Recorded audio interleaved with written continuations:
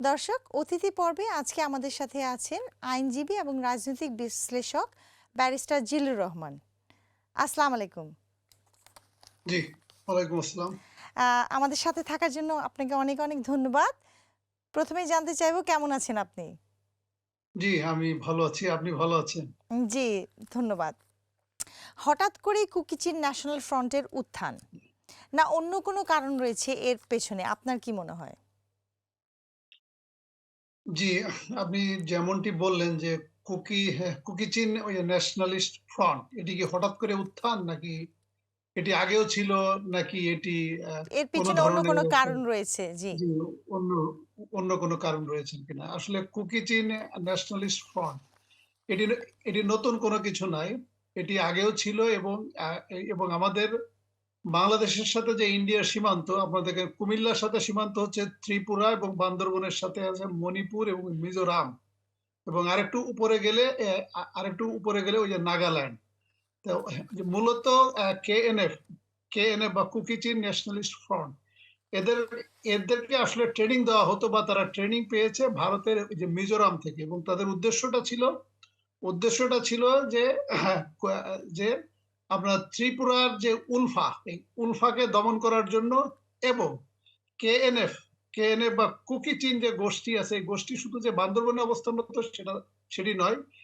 এদের একটা অংশ থাকে মিজোরাম, একটা অংশ আছে রাখাইন বা আরাকান, একটা অংশ আছে চীনল্যান্ড এবং কিছু কিছু কুকি চিন তারা আবার আপনার আসামেও আছে কিন্তু। যাই হোক, বাট এদের মূলত অবস্থানগুলো আমাদের বান্দরবান, মিজোরাম, রাখাইন এবং চীনল্যান্ড। এটি ভারতের ক্রিয়েশন এবং ভারত কিন্তু তাদের বিভিন্ন সময় অস্ত্র দিয়েছে, ট্রেনিং দিয়েছে এবং 4,000 যোদ্ধাকে তারা অস্ত্র দিয়েছে। তাদের মূলত উদ্দেশ্য ছিল, আপনি যেমনটি বললেন, তাদের মূলত উদ্দেশ্য ছিল উলফাকে দমন করা এবং বান্দরবন সহ আমাদের হিল ট্রাক্সে যে সমস্ত কেএনএফ বা এই উপজাতি গোষ্ঠী আছে তারা যদি ওই যে মিজোরামের যে গোষ্ঠী আছে তাদের সাথে এক হয়ে স্বাধীন হতে চায়, সেক্ষেত্রে ভারতের কোনো সমস্যা নেই। কিন্তু এখন প্রশ্নটা হচ্ছে যে তাহলে এখন এই বিষয়টা সামনে আসছে কেন? আপনি দেখেন 1996 সালে সন্তু লারমার সাথে যে চুক্তিটা হয়েছিল, সেখানে আপনি আমার এই বক্তব্যের আগে যে ভিডিওটা আপনি দেখাচ্ছিলেন সেখানে বলছে যে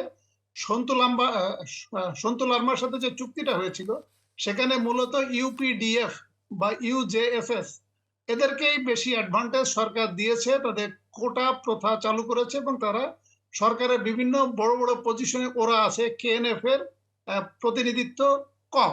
এটা এটা দেখলাম ওনার ওই বক্তব্যে বলেছে।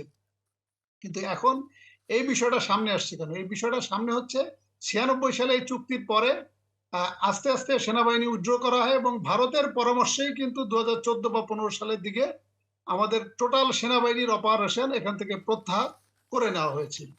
তাহলে এখন যেটা হচ্ছে যে এই যে কুকি চীনের যে বিষয়টা এবং কুকি চীনের সদস্য সংখ্যা যত এবং তারা দেখেন একটা আজগবি একটা প্রস্তাব নিয়ে আসছে যে তারা 8টা-10টা উপজেলা নিয়ে তারা একটা স্বাধীন রাষ্ট্র গঠন করতে চায়। এটি আসলে একটা হাস্যকর একটা বিষয়। কারণ আমাদের পাহাড়ি এলাকায় ছয়টি এই ধরনের সংগঠন আছে। তার ভিতরে উল্লেখযোগ্য হলো ইউপিডিএফ, ইউজেএসএস, কেএনএফ।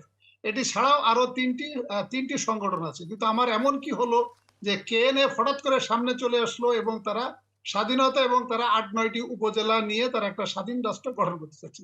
এটি মূলত আমার কাছে যেটা মনে হয় একজন রাজনৈতিক বিশ্লেষক হিসেবে, এটি ভারতের পরামর্শে এটি ভারতের পরামর্শে একটা জনগণের কাছ থেকে একটা ম্যান্ডেট নেওয়া, যেহেতু শেখ হাসিনা গত 15 বছর ধরে একটা একটা অসাংবিধানিক প্রক্রিয়া বা একটা অবৈধ প্রক্রিয়ার মাধ্যমে ক্ষমতা কন্টিনিউ করেছে এবং করে যাচ্ছে।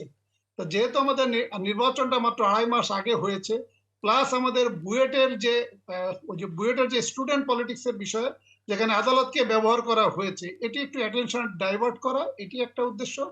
আরেকটা উদ্দেশ্যটা হচ্ছে আপনাকে একটু আন্তর্জাতিক পলিটিক্সটা বুঝতে হবে। আমাদের আরাকান নিয়ে শুধু ভারতের সমস্যা না, আরাকান নিয়ে চায়নার সমস্যা, ভারতের সমস্যা, আমেরিকার সমস্যা এবং আরাকান ইটসেলফ যেহেতু তাদের দেশ, তাদের সমস্যা, বাংলাদেশের সমস্যা।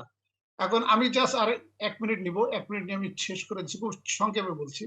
সেটি হচ্ছে আমেরিকার এখানে আগ্রহ কি? আমেরিকার এখানে আগ্রহ হচ্ছে আমেরিকা কিন্তু তাদের পার্লামেন্টে আইন পাস করেছে বার্মা অ্যাক্ট 2021 এবং এবং এই ওই যে মায়ানমারে যে সমস্ত বিদ্রোহী আর্মি বিশেষ করে মূলত ওখানে তিনটি বিদ্রোহী আর্মি আছে, তারা ওখানে যুদ্ধ করছে মায়ানমারের সেনাবাহিনীর সাথে। একটি হচ্ছে আরাকান আর্মি, একটা হচ্ছে Myanmar national democratic alliance army, আর একটা হচ্ছে তাং ন্যাশনাল লিবারেশন আর্মি। এই তিনটা আর্মি মূলত ওখানে যুদ্ধ করছে এবং আরাকান আর্মি অলমোস্ট আরাকানের সকল জায়গা দখল করে ফেলেছে এবং তারা একটা প্রবাসী গভর্নমেন্ট করেছে, এনইউজি, ন্যাশনাল ইউনিটি গভর্নমেন্ট। আমাদের 1971 সালে আমাদের স্বাধীনতা যুদ্ধের সময় আমরা যেভাবে একটা প্রবাসী গভর্নমেন্ট তৈরি করেছিলাম, তারাও একটা প্রবাসী গভর্নমেন্ট তৈরি করেছে, যে গভর্নমেন্টকে আমেরিকা সহ পশ্চিমা বিশ্বের সকল দেশ তাদের সহযোগিতা করছে, তাদেরকে অর্থ দিচ্ছে, তাদেরকে ডিপ্লোম্যাটিক্যালি হেল্প করছে এবং তাদেরকে অস্ত্র দিচ্ছে। এবং এটি করার উদ্দেশ্য হলো, এবং এটা আপনাকে বলার উদ্দেশ্য হলো যে এখানে আমেরিকার বড় ধরনের একটা উদ্দেশ্য আছে, তা না হলে আমেরিকা তার পার্লামেন্টে এই আইন পাস করতো না এবং এবং এবং আমেরিকা এখানে যে প্রবাসী সরকার তাদেরকে এইভাবে সহযোগিতা করতো না। আর চায়নার যে উদ্দেশ্যটা হলো, চায়নার উদ্দেশ্যটা হলো আরাকানের উপরে যে চীনল্যান্ডকে সরাসরি সমর্থন করা হলো চায়না, এবং আরাকানে চীনের কিন্তু বড় ধরনের ইনভেস্টমেন্ট আছে এবং আরাকানের রোহিঙ্গাদেরকে বিতাড়িত করে এখানে প্রায় $20 বিলিয়ন তারা ইনভেস্ট করেছে এবং তারা ওখানে দুইটা করিডোর করেছে, ইকোনমিক করিডোর। একটা হচ্ছে CPEC, China Pakistan economic corridor, আর একটা হচ্ছে চায়না মায়ানমার ইকোনমিক করিডোর, যেখানে আমাদের 13 লক্ষ রোহিঙ্গাকে বিতাড়িত করে মূলত ওখানে $20 বিলিয়ন চায়না ইনভেস্ট করেছে। চায়নার আরেকটা ইন্টারেস্ট হলো যে চায়নার কুনমিং হয়ে, চীনল্যান্ড হয়ে, আরাকান হয়ে, আমাদের কক্সবাজার দিয়ে, টেকনাফ দিয়ে তারা বেল্ট অ্যান্ড রোড ইনিশিয়েটিভ রাস্তাটি করতে চায় এবং এই দুটা যদি বাস্তবায়ন হয় তাহলে ভারতের স্বাধীনতা এবং সার্বভৌমত্বের জন্য একটি হুমকি। এখন ভারতের ইন্টারেস্টটা কি? ভারতের ইন্টারেস্ট হচ্ছে ওই যে মিজোরামের কালাদান মাল্টি মডেল প্রজেক্টে, সেখানে $4 বিলিয়ন ইনভেস্টমেন্ট আছে এবং যদি যদি আরাকান আর্মি উইন করে যায় এবং মায়ানমারের সেনাবাহিনী যদি পরাস্ত হয়, তাহলে আলটিমেটলি চায়নার belt and road initiative successful হবে এবং চায়নার যে $20 বিলিয়ন ইনভেস্টমেন্ট হয়েছে সেটি সাকসেসফুল হবে। এই দুটি সাকসেসফুল হলে ভারতের যে $4 বিলিয়ন ইনভেস্টমেন্ট সেটি এফেক্টেড হবে এবং কালাদান মাল্টি মডেল প্রজেক্টের পাশে পালাতুয়া যে জায়গাটি আছে, পালাতুয়া জায়গাও কিন্তু আরাকান আর্মি দখল করে নিয়েছে এবং আরাকানের যে রাজনৈতিক দল আছে আরাকান লীগ, তাদের সাথে ভারত অনেকবার বসেছে কিন্তু কোনো ফলপ্রসূ আলোচনা হয় নাই। এখন ভারতের চাহিদা কি? ভারতের চাহিদা হচ্ছে যে আরাকান আর্মি যাতে কোনোভাবেই উইন করতে না পারে। এখন এখন এখন ভারত, আমি যেটা একজন রাজনৈতিক বিশ্লেষক হিসেবে আমি বলতে চাচ্ছি সেটি হলো, এমনটি হতে পারে, আমি হয়তো নিশ্চিত না, আমার একটা বিশ্লেষণ, এমনটি হতে পারে যে ভারত এই যে কুকি চীনের যে বিষয়টা সামনে এনে আমাদের সেনাবাহিনীকে আবার অপারেশনে নামিয়ে দেওয়া হচ্ছে কিনা, এটি আমি মানে এটি একটা বিচার বিশ্লেষণ রাখে। কারণ কেএনএফ এত বড় কোনো সংগঠন নয় যে যেখানে আমাদেরকে সেনাবাহিনীকে নামাতে হবে। এখানে আমার বাংলাদেশ পুলিশ বা র্যাপিড অ্যাকশন ব্যাটালিয়নই যথেষ্ট, কিন্তু তাদেরকে দমন করার জন্য, তাদেরকে আটক করার জন্য। সবচেয়ে ইন্টারেস্টিং হলো আপনি দেখেন যে রামু উপজেলা রুমা বাজারে সোনালী ব্যাংকের ডাকাতি হলো কি রাতের বেলা ডাকাতি হলো, তাহলে সেই ক্ষেত্রে আমার পুলিশ সেনাবাহিনীর অ্যালার্ট থাকা উচিত ছিল, কিন্তু সেখানে তারা অ্যালার্ট থাকলো না। পরের দিন দুপুরবেলা আরেকটি উপজেলার 83 কিলোমিটার দূরে থানসি উপজেলায় দিন দুপুরে আবার 2টি ব্যাংকে ডাকাতি হলো। আবার সবচাইতে উল্লেখযোগ্য বিষয় হলো সেখানে পুলিশের কাছ থেকে 14টি অস্ত্র ছিনিয়ে নিয়েছে, যেখানে পুলিশের পক্ষ থেকে কোনো প্রতিরোধ করা হয়নি এবং সেখানে 2টি স্বয়ংক্রিয় অস্ত্র ছিল, সাব মেশিন গান, যেখানে একটা ট্রিগার চাপলে 1 সেকেন্ডে 4 থেকে 5 রাউন্ড গুলি বেরিয়ে যায়। তাহলে আপনি যারা সশস্ত্র কুকি চীন যারা এসে আক্রমণ করলো, টাকা লুট করলো, তাদেরকে আপনি কোনো প্রতিরোধ করলেন না, তাদেরকে আপনি কোনো আহত করতে পারলেন না, নিহত করতে পারলেন না। ইভেন আমার যে পুলিশ বা আনসারের সদস্য কিন্তু কেউ আহত হয় নাই, নিহত হয় নাই এবং কোনো প্রতিরোধের ঘটনা ঘটে নাই। এই সমস্ত দিক বিচার বিশ্লেষণ করে আমার কাছে যেটা মনে হয় যে এটি আসলেই কি সত্যি কুকি চীন ন্যাশনাল ফ্রন্টের এই ধরনের সক্ষমতা আছে কিনা, নাকি একটি নাটক সাজানো হয়েছে, নাকি মানুষের অ্যাটেনশন ডাইভার্ট করা, নাকি আমাদের জনগণের কাছ থেকে একটা ম্যান্ডেট নেওয়া যে এখানে সেনাবাহিনীর অপারেশন দরকার। এখন আপনি প্রশ্ন করতে পারেন যে তাহলে আমার বাংলাদেশ সেনাবাহিনীর অপারেশনটা কেন লাগবে এখানে? এখানে আসলে বাংলাদেশ সেনাবাহিনীর অপারেশন লাগবে এটি আমার একটা ধারণা, এটি ভুলও হতে পারে। সেটি হলো যে আমার বাংলাদেশ সেনাবাহিনীকে যুদ্ধে অবতীর্ণ করা মায়ানমার আর্মির এগেইনস্টে, মায়ানমার আর্মি বলতে আরাকান আর্মির এগেইনস্টে, মানে মায়ানমারে যারা বিদ্রোহী গ্রুপ তাদের এগেইনস্টে যুদ্ধ করা। এখন প্রশ্ন আসতে পারে, তখন আপনিও তো আমাকে প্রশ্ন করতে পারেন, এই যুদ্ধটা তো ভারতও করতে পারে, ভারতের সেনাবাহিনী দিয়েও তো আরাকান আর্মির এগেইনস্টে যুদ্ধ করতে পারে, যেহেতু ভারতের $4 বিলিয়ন ইনভেস্টমেন্ট আছে এবং চায়নার ইনফিল্ট্রেশন হলে ভারতের স্বাধীনতা সার্বভৌমত্বের লঙ্ঘন হবে। এখানে আপনাকে একটু বলে রাখি, যদি এখানে ভারত যদি যুদ্ধে লিপ্ত হয়ে যায় তাহলে ভারত এটা হ্যান্ডেল করতে পারবে না, সেক্ষেত্রে চায়না চায়না অরুণাচল সহ বিভিন্ন ফ্রন্টে আক্রমণ করবে। এই ক্ষেত্রে ভারতের এখন সামনে যেহেতু নির্বাচন, এটি একটা একটা বিষয় হচ্ছে নির্বাচন, দুই হলো যে ভারতের এই সক্ষমতা নাই চায়নাকে মোকাবেলা করার জন্য। এই কারণে বাংলাদেশ সেনাবাহিনীকে দিয়ে একটা প্রক্সি ওয়ার ভারত করাচ্ছে কিনা সেটি আমি একটা বিচার বিশ্লেষণ করার দাবি রাখি জনগণের উদ্দেশ্যে। এটি আমার আমার যে ব্যাখ্যা বিশ্লেষণ ভুল হতে পারে, কিন্তু আমার যেটা ধারণা যে আমাদের পার্শ্ববর্তী দেশ ভারতের প্রেসক্রিপশনে আমার সেনাবাহিনীকে আবার অপারেশনে নামিয়ে মূলত আরাকান আর্মি বা মায়ানমারের বিদ্রোহী আর্মিদের এগেনস্টে যুদ্ধ করার জন্য আমাদের এখানে একটা ক্ষেত্র তৈরি করা হচ্ছে কিনা অথবা যুদ্ধের ময়দান হিসেবে ব্যবহার করা হচ্ছে কিনা সেটি একটা বিচার বিশ্লেষণ রাখে। কিন্তু এটি যদি করা হয় তাহলে আমি মনে করি এটা আমাদের দেশের জন্য ক্ষতি, কারণ আরাকান আর্মি ইতোমধ্যে ঘোষণা দিয়েছে যে তারা যদি উইন করে এবং তারা যদি স্বাধীন রাষ্ট্র হয়ে যায় তাহলে রোহিঙ্গাদের যে 13 লক্ষ রোহিঙ্গা তারা তারা তাদেরকে ফিরিয়ে নিবে, এটা কিন্তু তারা ঘোষণা দিয়েছে। কিন্তু আমাদের সেনাবাহিনী বা বাংলাদেশ যদি এখন ভারতের কথা মতো এখানে যদি প্রক্সি ওয়ার করে আরাকান আর্মিকে যদি পরাস্ত করে তাহলে আমাদের যে রোহিঙ্গা 13 লক্ষ হয়েছে আরো 5-7 লাখ রোহিঙ্গা আরো ঢুকে যাবে, যেটা আমাদের বাংলাদেশেরও স্বাধীনতা সার্বভৌমত্বের একটা লঙ্ঘন হতে পারে। প্লাস আমাদের এই 13 লক্ষ থেকে 20 লক্ষ 25 লক্ষ রোহিঙ্গাদের ভার আমরা সহ্য করতে পারবো কিনা সেটি হয়তো আরো কিছুদিন জি অপেক্ষা করতে হবে। ব্যারিস্টার জিল্লুর রহমান, আপনার কি মনে হয় যে এই যে তাদের হাতে যে অত্যাধুনিক অস্ত্র, যে এই যে সামরিক বাহিনী, এইটার উৎস কোথায়? এটা কি ভারত না অন্য কোনো দেশ? এটা আমি আমি যেটা আপনাকে বললাম যে আমার আমার আলোচনা থেকে আপনি বুঝতে পেরেছেন যে আরাকানকে কিন্তু চায়নাও কিন্তু হেল্প করছে। চায়না হেল্প করছে হলো এই কারণে, চায়না কিন্তু ডাবল গেম প্লে করছে। চায়না মায়ানমার সেনাবাহিনীকে সহযোগিতা করছে, আবার আরাকান আর্মিকে সহযোগিতা করছে। আরাকান আর্মিকে সহযোগিতা করছে এই কারণে, যদি কোনো কারণে আরাকান আর্মি যদি উইন করে যায় এবং আমেরিকার সহায়তায় যদি একটা স্বাধীন রাষ্ট্র হয়ে যায় তাহলে চায়নার কিন্তু $20 বিলিয়ন ইনভেস্টমেন্ট আছে এবং তার বেল্ট অ্যান্ড রোড ইনিশিয়েটিভ এটি হ্যাম্পার হবে। এই কারণে চায়না ডাবল গেম প্লে করছে যে আরাকান যদি উইন করে তাহলে চায়না বলবে যে আমি তোমার সাথে আছি এবং তোমাকে কিন্তু আমি অস্ত্র দিয়ে আমি হেল্প করেছি। আর যদি আরাকান আর্মি হেরে যায় তখন মায়ানমারকে বলবে আমি তো তোমার সাথে সবসময়ই ছিলাম। সো এই কারণে চায়না থেকেও তারা অস্ত্র পাচ্ছে। আর আমি যেমনটি আপনার বর্ণনায় বললাম প্রথম ডেসক্রিপশনে, ভারত তো তাকে ইনস্টিটিউশনালি এদেরকে ট্রেনিং দিয়ে গিয়েছে এবং দিয়ে যাচ্ছে এবং এখনো যাচ্ছে। সো তারা মূলত অস্ত্র ভারত থেকে পাচ্ছে, কিন্তু পাশাপাশি ওই চীন মানে চায়নার কুনমিং চীনল্যান্ড হয়েও আরাকান আর্মির হাতেও অস্ত্র আসছে। ধন্যবাদ। জি ধন্যবাদ। আপনি জানেন যে 2022 সালের জুন মাসে রাঙ্গামাটি জেলার বেলাইছড়ি উপজেলার পার্বত্য চট্টগ্রামে জনসংহতা সমিতির একটি ক্যাম্পে হামলা চালিয়ে 3 জনকে হত্যা করে। সেনা অভিযান না করেও গত 2 বছরে কেন সরকার সমাধানের পথ বের করেনি? না, আপনি যেমনটি বললেন যে হ্যাঁ এটা 2022 সালে 2022 জি সালে তারা আক্রমণ করেছিল। এর আগেও তারা ক্ষেত্র বিশেষে কয়েকবার আক্রমণ করেছিল, কিন্তু সেটি কেএনএফ আক্রমণ করে নাই, এটি আক্রমণ করেছিল ইউপিডিএফ এবং ইউজেএসএফ, যে শম্ভুল আর্মার নেতৃত্বে যে সংগঠনটা ছিল, এরা বিভিন্ন সময় আক্রমণ করেছে এবং আমাদের সেনাবাহিনী পুলিশের সদস্য হত্যা হয়েছে, এটি সত্য।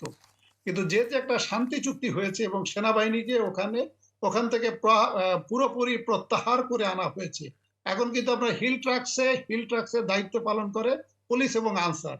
যদিও এটা তখন সুশীল সমাজের পক্ষ থেকে বলা হয়েছিল যে এটি আত্মঘাতী, এই ধরনের সিদ্ধান্ত নেওয়াটা ঠিক হচ্ছে না বা ঠিক হবে না, কারণ আপনি সেনাবাহিনী একটা লিমিটেড মাত্রায় থাকলেও সেখানে অপারেশনে থাকা উচিত, কিন্তু সেটি না করে টোটাল সেনাবাহিনীকে ওখান থেকে প্রত্যাহার করা হয়েছে। এই কারণে বা এই সুযোগে কেএনএফ সহ অন্যান্য যে সংগঠনগুলো আছে তারা এই ইন্ডিয়া মানে ভারত এবং চায়না থেকে তারা অস্ত্র পাচ্ছে এবং তারা একটা সংগঠিত হবার চেষ্টা করছে। কিন্তু আপনি যেমনটি প্রশ্ন করলেন যে তাহলে গত ২ বছর এটি সমাধান করার চেষ্টা করা হয় নাই কেন? এটি আমরা তো সরকারের যে মোটিভ এগুলো আমরা আসলে আক্ষরিক অর্থে আমরা বুঝতে পারি না বা গত ১৫ বছর ধরে এই সরকারের যে বৈশিষ্ট্য আমরা দেখি কোন একটা ঘটনা ঘটে যাওয়ার পরে ওনারা অ্যাটেনশন ডাইভার্ট করার জন্য আরেকটি ঘটনার উদ্রেক করে। আপনার হয়তো খেয়াল আছে ২০২২ সালে র‍্যাপিড অ্যাকশন ব্যাটালিয়ন এই ঘটনা ঘটার পরে তারা কিন্তু ওই যে মিডিয়াতে এসে ঘোষণা দিয়েছিলেন যে ওখানে নাকি জঙ্গি সংগঠনের ট্রেনিং হয় এবং জঙ্গি সংগঠনের নেতা শামীম মাহফুজ উনি জঙ্গি সংগঠনের নেতা। উনাদের যে সংগঠন জামাতুল আনসার ফিল হিন্দাল তারা ওখানে যে এই সমস্ত কেএনএফ এবং এই সমস্ত গোষ্ঠীদেরকে ট্রেনিং দেয় এবং তারা অস্ত্র প্রশিক্ষণ দেয় এবং তারা ওই সময় ঘোষণা দিয়েছিল র‍্যাপিড অ্যাকশন ব্যাটালিয়ন যে এটি দমন করা হয়েছে এবং জঙ্গি নেতা শামীম মাহফুজকে আটক করা হয়েছে এবং it is already done and it is under the control. এটি কিন্তু ২০২২ সালে কিন্তু র‍্যাপিড অ্যাকশন ব্যাটালিয়ন ঘোষণা দিয়েছিল। যদিও তখন সোশ্যাল মিডিয়া থেকে বলা হয়েছিল যে এটিও একটা নাটক, এটিও একটা ড্রামা। তো এখন আমরা আসলে তো ওই যে ছোটকালে আমরা গল্প পড়েছি না যে ওই রাখাল বালক বলতো যে বাঘ আসছে, বাঘ আসছে, বাঘ আসছে। কিন্তু আসলে কিন্তু বাঘ আসতো না, কিন্তু সে সবাইকে বলতো বাঘ আসছে। কিন্তু সত্যি দেখা গেল একবার যখন বাঘ আসলো তখন উনি এতবার চেষ্টা করার পরেও কিন্তু কোনো লোক তাকে হেল্প করতে আসে নাই। তা আমার যে বাংলাদেশ সরকার বা যারা এখন ১৫ বছর ধরে একটি অসাংবিধানিক বা একটি অবৈধ প্রক্রিয়ার মাধ্যমে ক্ষমতায় আছে, এখন উনারা কোন কাজগুলো সত্য করেন, কোন কাজগুলো মিথ্যা করে, এটি জনগণের কাছে একটি বড় প্রশ্ন। এই কারণে গত ২ বছরে এটি সমাধান করা যায় নাই কেন? বা এখনো এটা সমাধান করা যাবে না, এটা আমি বিশ্বাস করি না। এটা সরকারের একটি আন্তরিকতা আ অথবা সরকার এটি নিয়ে একটা ড্রামা করছে কিনা, নাটক করছে কিনা, অথবা মানুষের অ্যাটেনশন ডাইভার্ট করছে কিনা, অথবা ভারতের প্রেসক্রিপশনে আমাদের বাংলাদেশ একটা প্রক্সি ওয়ার অথবা যুদ্ধের ময়দান হিসেবে ব্যবহার হচ্ছে কিনা, এটি হয়তো আরো কিছুদিন গেলে হয়তো আমরা বুঝতে পারব। ধন্যবাদ। জি, জি, আপনি জানেন যে বাংলাদেশের সাথে ভারতের অত্যন্ত ঘনিষ্ঠ সম্পর্ক। তাহলে ভারত বর্তমান সরকারের সাথে, তাহলে ভারত এটা কেন করবে? ভারত এটা কেন করবে আপনাকে যেটা আমি বললাম যে কাজটি বাংলাদেশ সেনাবাহিনীকে দিয়ে ভারত করাতে পারবে এই কাজটি ভারত সেনাবাহিনী করতে পারে, কিন্তু সেটা ভারত সেনাবাহিনী হজম করতে পারবে না। কারণ ভারত সেনাবাহিনী যদি এই কাজটি করে তাহলে চায়না অন্য ফ্রন্টে তাকে আক্রমণ করবে, তাকে অরুণাচল দিয়ে আক্রমণ করবে, তাকে চীনল্যান্ড দিয়ে আক্রমণ করবে। প্লাস এখানে যদি এখানে যদি ভারতের সেনাবাহিনী যদি যুদ্ধে জড়িয়ে যায় তাহলে কিন্তু ভারতকে ইনডাইরেক্টলি আমেরিকার এগেনস্টেও কিন্তু যুদ্ধ করা লাগছে। কারণ আমেরিকা চায় এখানে আরাকান ওই যে মিজোরাম আমাদের বান্দরবন মানে ৩ হিল ডিস্ট্রিক্ট এবং চীনল্যান্ড নিয়ে তারা একটা স্বাধীন রাষ্ট্র গঠন করতে চায় যেখানে মোস্ট অফ দ্য পিপল হলো ক্রিশ্চিয়ান কমিউনিটি, মানে ওই যে মুসলিম কমিউনিটিটা কম, যেখানে মুসলিম ছিল হলো রাখাইন, সেটাও কিন্তু এখান থেকে উচ্ছেদ করা হয়েছে। এই কারণে যদি ইন্ডিয়ান সেনাবাহিনী বাংলাদেশ সেনাবাহিনীকে যে কাজটি করাচ্ছে এটি যদি ইন্ডিয়ান সেনাবাহিনী যদি এই কাজ করে তাহলে তাকে ২ ফ্রন্টে যুদ্ধ করতে হবে। একটি হলো চায়নার সাথে তাকে যুদ্ধ করতে হবে, আরেকটি হলো ডিপ্লোম্যাটিক্যালিও অথবা ফিজিক্যালিও আমেরিকার বিরুদ্ধে যুদ্ধ করতে হবে, যেটা ভারতের পক্ষে বহন করাটা ডিফিকাল্ট হবে। ওই ক্ষেত্রে বাংলাদেশকে বা বাংলাদেশ সেনাবাহিনীকে হয়তোবা, আমি আবারও বলছি এটা আমার ভুল হতে পারে, বাট আমার ব্যাখ্যা বিশ্লেষণ হচ্ছে হয়তো সেনাবাহিনীকে প্রক্সি ওয়ার ভারতের পক্ষে করানো, যে বাংলাদেশ সেনাবাহিনীকে বলা যে তোমার কিছুই করা লাগবে না, তুমি শুধুমাত্র আরাকান আর্মি বা মায়ানমারের যে বিদ্রোহী আর্মি যারা মায়ানমার সেনাবাহিনীর বিরুদ্ধে যুদ্ধ করছে, তোমরা শুধু ওদেরকে দমাও, ওদেরকে থামাও। মানে এটা হলো যে আলটিমেটলি ভারতের পারপাস সার্ভ করা। কিন্তু এটাতেও কিন্তু আমাদের কিন্তু অনেক মস্ত বড় ক্ষতি হয়ে যাবে।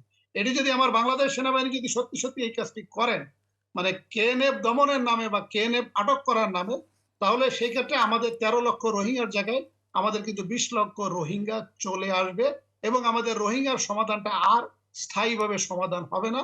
আলটিমেটলি তাদেরকে আমাদেরকে নিয়ে নিতে হবে অথবা আমাদের বাংলাদেশী জনগণের সাথে তারা মিশে যাবে। ধন্যবাদ। জি, ব্যারিস্টার জিল্লুর রহমান, আপনাকে আমাদের সাথে থাকার জন্য অনেক ধন্যবাদ। আশা করি আবার একটা শুভ সন্ধ্যা অনুষ্ঠানে আপনার সাথে দেখা হবে। জি, আপনাকেও ধন্যবাদ এবং আমাকে যারা শুনছেন সবাইকে ধন্যবাদ। ভালো থাকবেন, আল্লাহ হাফেজ।